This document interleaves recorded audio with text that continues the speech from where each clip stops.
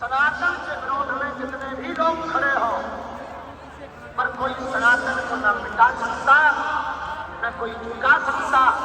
जब तक ग्रेटर नोएडा में रहने वाले सनातन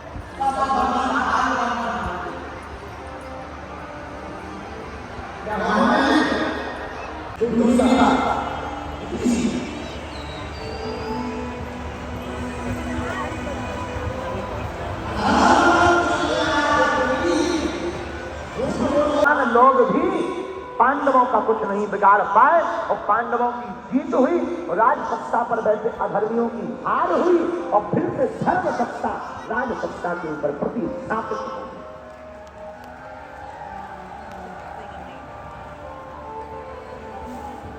लेकिन सुनो, बात खेलने से, मोबाइल चलाने से और केवल जय श्री राम के नारे लगाने से भारत हिंदू राष्ट्र नहीं बनना।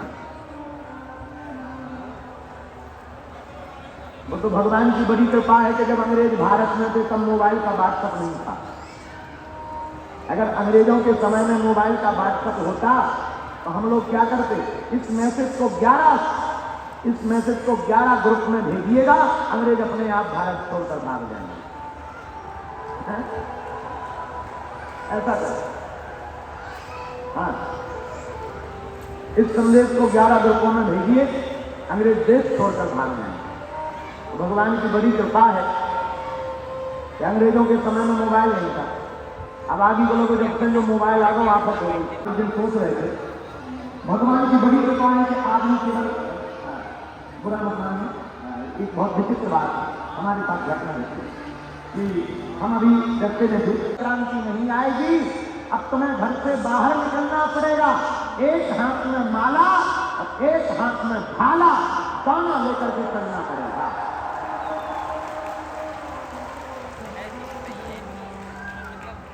हमें किसी का वध नहीं करना, हमें किसी को मारना नहीं। हम सनातनी हैं, अहिंसावादी हैं, हमें केवल आत्मरक्षा करनी।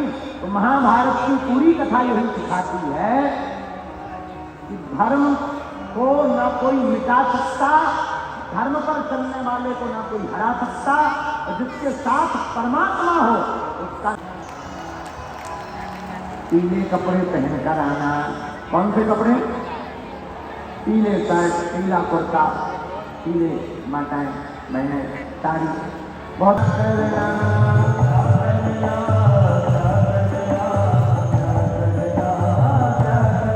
अब आज के बाद किस को फिक्र नहीं है अपनी।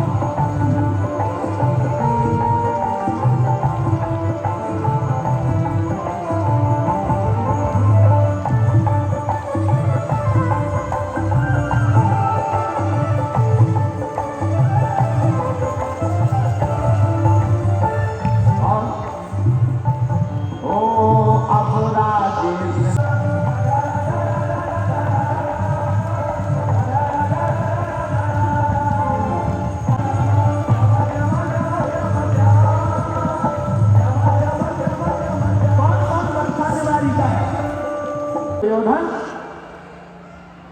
तुम कह रहे थे कि एक पुत्र, एक पांडव का सिर लेना, देखो मैं 500 पांडवों के सिर काट कर ले आया। जो महाभारत में नहीं हुआ वो मैंने कर दिखलाया। पहले तो दुर्योधन प्रसन्न हुआ कि ये तो हद हो गई, हम लोग मर गए पर पांडवों को छू ना सके। धन्य है अश्वत्थामा जो 500 पांडवों को मार डाला। इस कथा से ये सीख मिलती है कि कभी भी जीत जाओ तो निश्चिंत नहीं होना चाहिए। जीत के बाद भी कई बार जब काम फिनिश हो जाता है तो आदमी फ्री हो जाता है, गलती वही होती है तो फ्री हो जाता है। तो कई बार जीत के बाद आदमी स्वतंत्र हो जाता है, निश्चित।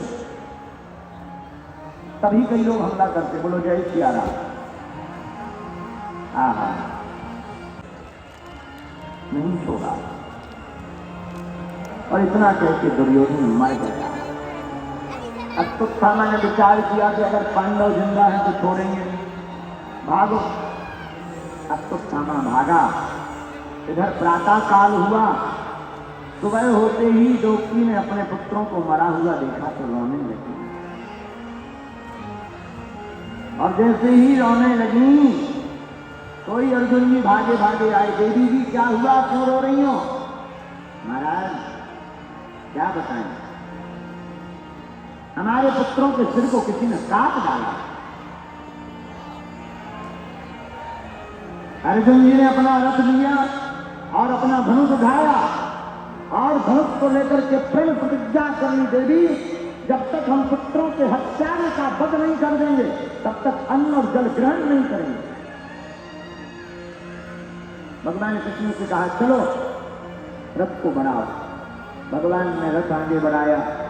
भगवान तो सब जानते ही थे अश्वत्थामा ने वध किया है। अश्वत्थामा के पीछे अपने रथ को लगा दिया। आगे आगे अश्वत्थामा, पीछे पीछे अर्जुन ही कर।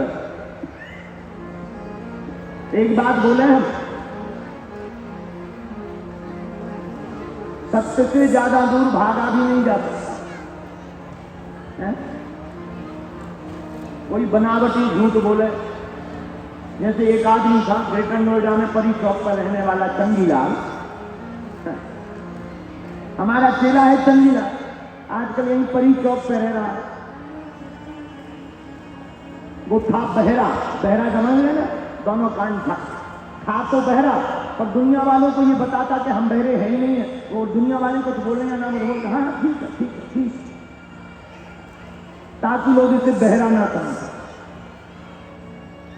जैसे किसी के बाल का सफेद हो जाए तो वो नहीं डाई लगा लेते हैं ताकि हम अभी बुढ़ापा नहीं आया जवान की जवान, डाई लगा करके सफेद वाले भी काले दिखाई पड़ते हैं। ऐसे ही बहरा चंगीलाल दुनिया को दिखाता था कि हम बहरे नहीं, हमें तो सुनाई देता।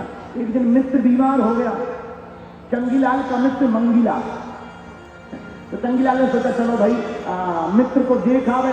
पत्नी ने कहा किसी को साथ ले जाओ, कम खाकर बात कर लो। गया मित्र के पास, मित्र से बोला कैसे हो? मित्र ने कहा मर रहे। इसी लगा कि ये कह रहा है कि अब तो ठीक है, अंदाजा लगाया। बोले हाँ हाँ ठीक है बहुत अच्छा है, भगवान तुम्हारी जल्दी सुनेंगे। बता अंदाजा लगा, उल्टा तो लगा। फिर पूछा चंगीलाल ने, अच्छा और बताओ कौन से डॉक्टर का इलाज चल रहा? जो चंगीलाल का मित्र था उसे बड़ी गुस्सा आई कि हम तो कह रहे हैं मर रहे हैं और ये कह रहा है ठीक है भगवान जल्दी सुनेंगे। बड़ी गुस्सा आई, तो गुस्सा में बोला देखना इसने अंदाजा लगाया कि कोई नाम बताया होगा। इसने कहा हाँ ठीक है, उस डॉक्टर को तो बहुत अच्छा नाम था, बहुत अच्छा डॉक्टर, बहुत लोगों को ठीक कर दिया, अच्छा डॉक्टर है, लो इलाज लो। अब तो मित्र का और दिमाग खराब, तो भाई हम तो कुछ और कह रहे हैं कुछ और कह रहे हैं, पर अंदाजा है उल्टा। फिर चंगीलाल ने पूछा और बताओ खाने में क्या बताया डॉक्टर ने? तो अब मित्र तो नाराज था ही, बोले डॉक्टर ने पत्थरा बताया कि पत्थर खाओ पत्थर।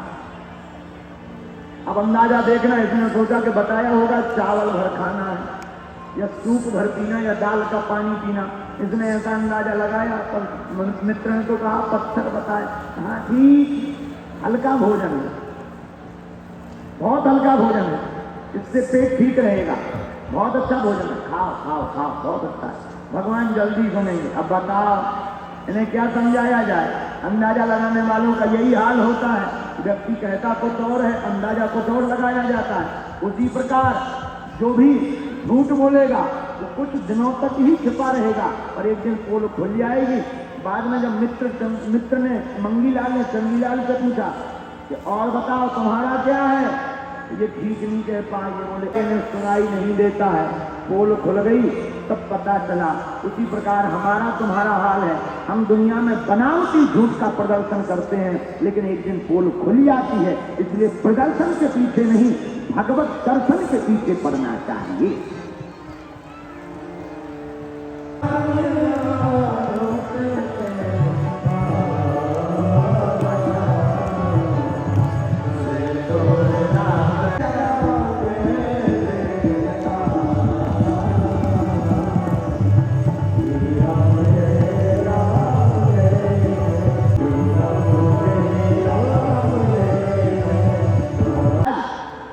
हमारे तो पुत्र मर गए तो ठीक है। अश्वत्थामा के पिताजी महाभारत में वीर गति को प्राप्त हुए, मर गया, बेटा भी मर जाएगा, मां पर क्या बीतेगी। इसलिए बेटा महाराज जी बालक को अश्वत्थामा को मत मारो। हे महाराज, हे प्राणनाथ, अश्वत्थामा को मत मारो। अर्जुन जी बोले ये तो बात विचित्र हो गई, युधिष्ठिर ने भी रोका। अब जब बड़ा भाई रोक दे तो बात माननी पड़ेगी, लेकिन भगवान कृष्ण भी बड़े विचित्र हैं। अर्जुन जी मारो ना मारो वो बात तो अलग है, पर तुम क्षत्रिय हो, अपना प्रण मत भूल जाना। तुमने प्रण लिया था कि जब तक द्रौपदी के पुत्रों को मारने वाले शत्रु का वध नहीं कर देंगे तब तक अन्न जल ग्रहण नहीं करेंगे। अर्जुन जी बोले अब तो और लंबी आफत है, इधर बड़े भाई रोक रहे हैं, उधर हमारा प्रण है, हम माने किसको? भगवान बोले तुम बताओ। महाराज आप ही कोई उपाय बताइए। तो भगवान ने उपाय भी बड़ा टेढ़ा मेढ़ा बताया। हमारे ठाकुर जी बहुत टेढ़े हैं, ये बोलते भी टेढ़े हैं। इनको कभी खड़े होते हुए देखना तुम ठाकुर जी को, खड़े भी होते हैं तो टेढ़े, पांव के ऊपर पांव, कमर कहीं जा रही है और मुंह कहीं लटकाए हुए हैं, और बांसुरी दिए हुए टेढ़े टेढ़े बांसुरी बारी। हमारे ठाकुर जी बहुत खतरनाक, नहीं आई, कभी सीधा नहीं देखते। अब बताओ ये जो छोटा विद्या रखा है मटकी लिए हुए ठाकुर जी का, देखो कैसे बैठे कहीं और है, माखन में मटकी में हाथ कहीं और, देख कहीं और रहे। बोलो जय सिया राम। तो हमारे ठाकुर जी बड़े टेढ़े। अच्छा और देवताओं का नाम, राम जी का नाम कितना सीधा है, राम, बोलो राम राम राम, कितना सीधा नाम है। अब हमारे ठाकुर जी का नाम लो, श्री कृष्ण श्री कृष्ण श्री कृष्ण, कितना टेढ़ा है? अच्छा राम जी का अवतार कहाँ? सीधा अयोध्या, एक जगह महाराज दशरथ के भवन में कौशल्यानंदन प्रभु श्री राम बनकर प्रकट भये। लेकिन हमारे भगवान कृष्ण का ले अवतार लिया जेल खाने में, कहीं कोई जेल में आता है? हमारे भाई साहब देखो जेल में प्रकट, आदमी कहीं जेल में जाते हैं लेकिन हमारे प्रभु जेल में आते हैं। लोग तो जेल में जाते हैं और धन्य है हमारे कन्हैया, ये जेल में प्रकट होकर आते हैं। इनका अवतार कहाँ? जेल खाने में। चलो भाई जेल खाने में है तो यहीं रहो। रात ही रात प्रभु पहुंच गए गोकुल। चलो भाई गोकुल में रहो, बढ़िया रहेगा। और बधाई बजी गोकुल में, अवतार लिया जेल में, बड़े भय वृंदावन। चलो वृंदावन में रहो तो क्या दिक्कत है, लेकिन नहीं, अवतार लिया जेल में, बधाई बजी गोकुल में, बड़े भय वृंदावन में, और भैया विद्या अध्ययन किया मथुरा में। चलो भैया मथुरा में रह लो, कोई दिक्कत नहीं। अरे भैया प्रकट भय जेल में, बधाई बजी गोकुल में, बड़े भय वृंदावन में, पढ़ाई की मथुरा सांदीपनि आश्रम उज्जैन में, लेकिन रुके राजा कहाँ के बने? द्वारका के। राम जी ने इतना नहीं किया। तो ठाकुर जी हैं टेढ़े, हमारे कृष्ण कन्हैया हैं टेढ़े, राम जी हैं बड़े सीधे। आहा, ठाकुर जी बड़े टेढ़े। तो ठाकुर जी बोलते भी बड़ा टेढ़ा। अर्जुन जी बोले महाराज अब क्या करें, एक तरफ हमारी प्रतिज्ञा, दूसरी तरफ भाई के वचन, हम क्या करें? भगवान बोले एक उपाय, क्या? ब्रह्म बंधुर्न हन्तव्य, ब्राह्मण को मारना नहीं चाहिए, ब्राह्मण को मारना नहीं चाहिए। लेकिन तब तक दूसरी बात बोल गए, पर आतताई व्यक्ति को छोड़ना भी नहीं चाहिए। अर्जुन जी हाथ जोड़ के बोले जय हो। आज तक सीधा तो नहीं बोले, आज तो कम से कम सीधा बोल जाते। एक तरफ कह रहे हैं कि ब्राह्मण को मारना नहीं चाहिए, दूसरी तरफ कह रहे हैं कि आतताई को छोड़ना नहीं चाहिए। हमें एक बताओ, मारे से छोड़े? मार दिया जाए, एक कुछ बता। पत्नी की डांट खा खा के दूसरी डांट बनता होता, तो कई लोग तो डांट नहीं मार खाकर आते हैं। तो वो तो तुलसीदास जी के भी दादाजी बन जाते हैं। बोलो बोलो, हाँ जी अना जी, बोलो बोलो जय सिया राम, जोर से बोलो और जोर से बोलो। तो पत्नी की डांट से कोई तुलसीदास नहीं है। तो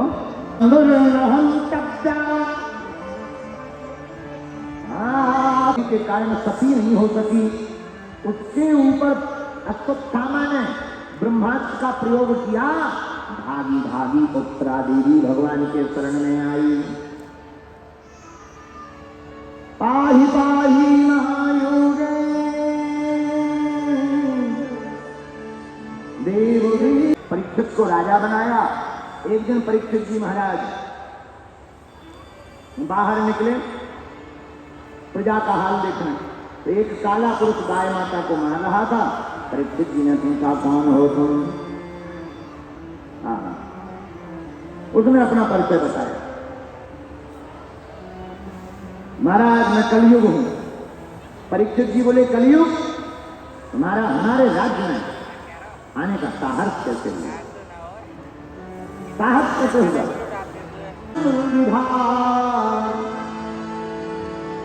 ध्यान से सुनना, कलयुग कहां कहां रहता है। सुनिए, 4 स्थान है कलयुग के। पहला स्थान भूतम, जिस घर के व्यक्ति जुआ खेलते हो, जहां जुआ खेला जाता हो, जिस घर के सदस्य जुआ में रुचि रखते हो, ऐसे घर में कलयुग का वास है। दूसरा पानम, दूसरा जिस घर के सदस्य मदिरा पान करते हो, मदिरा पीते हो, मदिरा विक्रय करते हो। अब आजकल तो हनुमान जी बचाएं, बड़ा उल्टा जमाना आ गया। अभी लॉकडाउन में शराब बंद हुई थी, एक दिन के लिए शराब की दुकानें खुली, तो टीवी पर जो न्यूज चल रही थी उससे हमें तो भैया हाई फाई बीपी हो गया। टीवी पर न्यूज चल रही थी कि पुरुषों से ज्यादा स्त्रियां लाइन में लगी।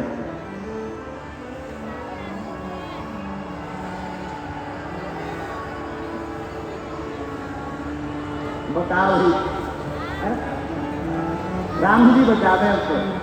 जय जय जय बजरंगबली। हे हनुमान जी अब तो आप ही बताओ, बताओ राम जी बचा दें, ऐसे कलयुग से दो। तो दूसरा कलयुग का दूसरा निवास कहाँ है? भूतम पानम, जहां मदिरा पान की जाती हो, मदिरा में की जाती हो, जिस घर के सदस्य मदिरा पीते हो, ऐसे घर में कलयुग का निवास है। किसका निवास है? तीसरा स्थान सुनिए, स्त्रिया सुना, जिस घर का पुरुष पर स्त्री का दमन करता हो, संग करता हो ना। जिस घर के सदस्य मांस का भक्षण करते, मांस का विक्रय करते, जीव जंतुओं की बिना किसी कारणवश हत्या करते, ऐसे घर पर कलयुग का बाप है। कलयुग परीक्षित जी के सामने हाथ जोड़कर खड़ा हो गया, बोले श्रीमान आपने जितने बुरे बुरे स्थान से सब दे दिए, मकान चाहे जैसा हो पर बैठका ठीक होना चाहिए, तो कृपा करके हमें एक कमरा ठीक ठाक दे दो। है कि कलयुग में यज्ञ तप हवन करने की आवश्यकता नहीं, केवल कथा में भगवान नाम का कीर्तन कोई करे तो उसे भगवान की प्राप्ति हो जाती है। क्या कहते हैं?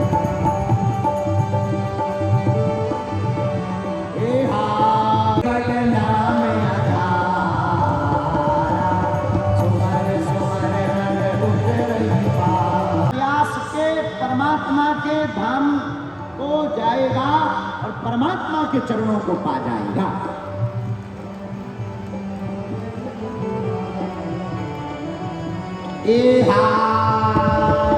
कलयुग केवल नाम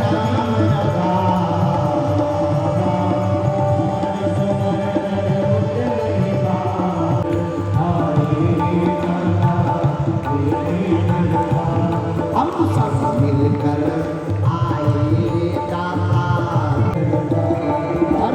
झोली काली दाता पूरन भंडार जग में तेरा दरबार सबसे बढ़िया पूजा, जग में तेरा दरबार आए दाता तेरे दरबार।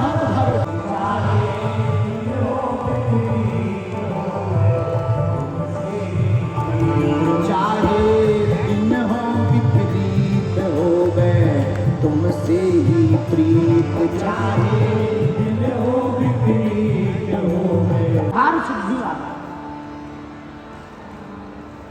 इसलिए कम खाओ, कम।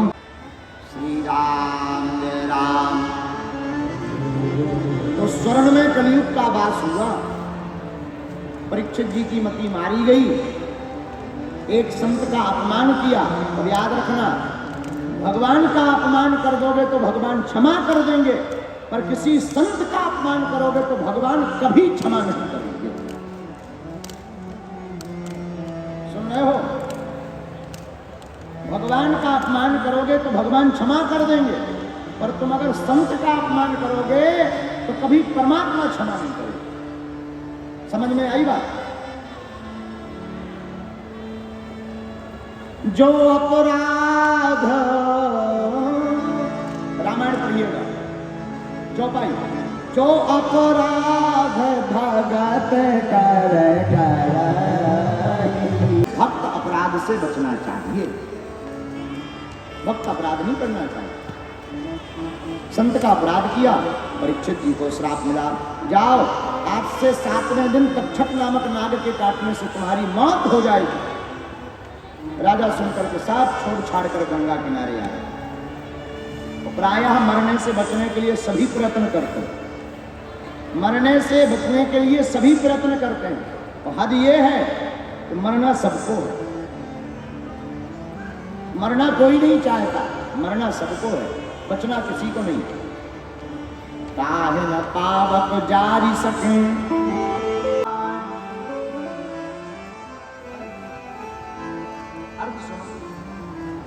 अग्नि किसको नहीं जला सकता? सब कुछ। समुद्र में क्या नहीं समा सकता? सब कुछ। अबला नारी अपने पे आ जाए तो क्या नहीं कर सकती? सब कुछ। अच्छा, काल किसको नहीं खाता? सबको। लेकिन एक संत में उत्तर बड़ा प्यारा है, पाप न पावक जारी सके। अग्नि सबको जला सकती, पाप को नहीं।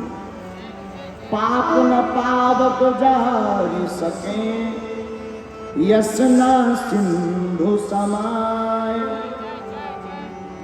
पाप समुद्र में कोई वस्तु डाल दो, बड़े बड़े जहाज डूब गए, लेकिन समुद्र में यश नहीं समा सकता। यश कीर्ति सुत नहीं अविला जन सके। अविला नारी सब कुछ कर सकती अकेली, लेकिन पुत्र पैदा नहीं कर सकती। सुत नहीं अविला जन सके, नाम न काल खाए। काल सबको खा सकता, लेकिन नाम को नहीं खा सकता। इसलिए हम भले ही मर जाएं, पर काम कुछ ऐसा करो नाम दुनिया में रह जाए।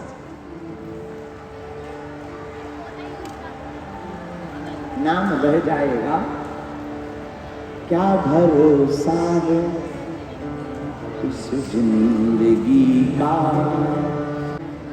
इस जिंदगी साथ देती ये जीवन किसी का साथ नहीं देता। कब श्वास रुक जाए। अपना एक बहुत प्यारा गीत सांसों में लगा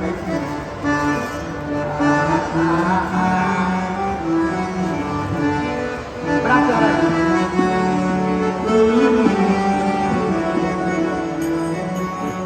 सांसों का क्या भरोसा, सांसों का रुक जाए चलते चलते, रुक जाए चलते चलते।